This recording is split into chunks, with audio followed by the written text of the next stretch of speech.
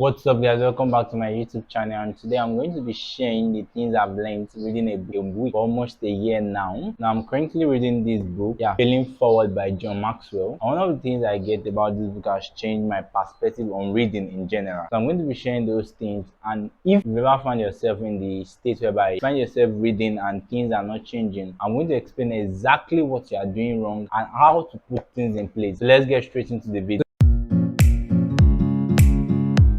So the first thing I'm going to be saying concerning when you consume a lot of books is that you get an information overload, and this information overload does not give you the room to digest and understand or even take action on the books you have been reading. So while reading Failing Forward, I came across a particular part in the book that have touched me, and I realized that instead of rushing to read something, why don't you calm down until you learn what is in that book before you move forward. Now I think that's in page 13. He said, if you can see it, I don't know if you can see it, he said the lesson is repeated until it is learned, meaning that sometimes you don't have to rush things through. You have to make sure that you are getting the best out of a particular book. That's why you experience the fact that you meet some people and they tell you that they've read this particular book and you still wonder why they behave the way they behave. Now the second point I'm going to be talking about is time consumption. Now sometimes there are books that you read that are not necessary, and a good example is saying most book authors, they just try to fill up their book so that the book can have a large amount of space, and the value they are giving is in the first two chapters. So as a reader, you have to be able to ensure that while reading a book, you're able to extract the important things and not carried away by the fact that you have to complete the book. Imagine reading unnecessary things that you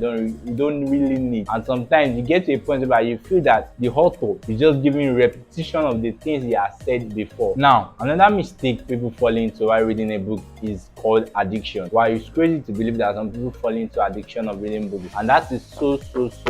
Example of falling into addiction is that you know that as a business person or as a person that has a project or sales, you know you have to reach out to people that have to buy your products, your business, or people that you have to give your service to, and instead of reaching out to at least 20 people in a day, you decide to read a book calling it self-development, which does not even improve the way you close your sale call, the way you get your customer to improve their own product. You're just reading because you feel your mindset has to be right. Truly, your mindset has to be right, but by the time you begin to numb it so much, it gets to a point where it breaks and the right mindset cannot even be found again. Now another point that comes from reading excess book is unrealistic expectation, and this is the way unrealistic expectation happen, whereby you read a book, you hear someone by 18 started making $1 million from his business he just started, and you are just reading the book. They didn't explain fully the actions the person did. They just told the person was determined and he was reading a book a week, and the fact is that there are little things that add up for the person even at that young age making such an amount of money. So you need to put in mind that your expectation